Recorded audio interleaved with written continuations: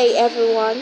Welcome to BSN Pulse TV, where every snap tells a story. I am Angel Mia Pulana. And I'm Charis.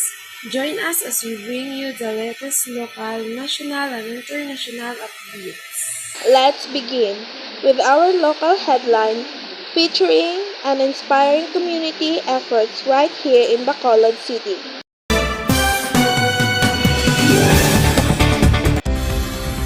Hundreds of students and youth volunteers came together this week for the Eco Bacolod Youth for Nature campaign, a citywide coastal cleanup and mangrove planting activity.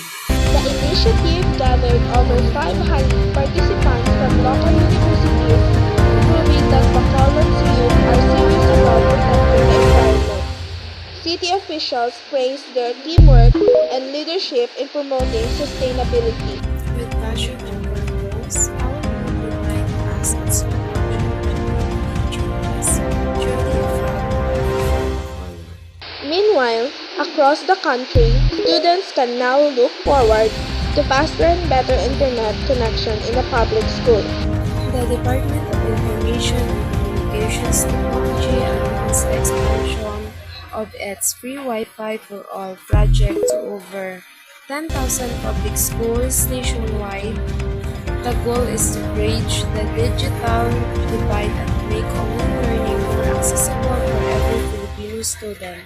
With this program, the DICT aims to strengthen the digital learning and empower the youth for a more connected future. On the international scene, world leaders gather at the United Nations Climate Summit in New York to discuss urgent global action against climate change. The Philippines joined other nations in calling for a stronger carbon reduction target and wider use of renewable energy.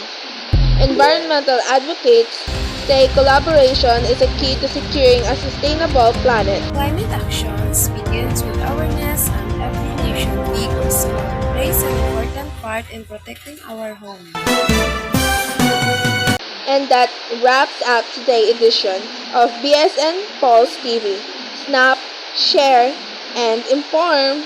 Follow and subscribe to our YouTube channel and join us on Zepeto under Zepeto Chronicles. Snap, share news everywhere for more updates.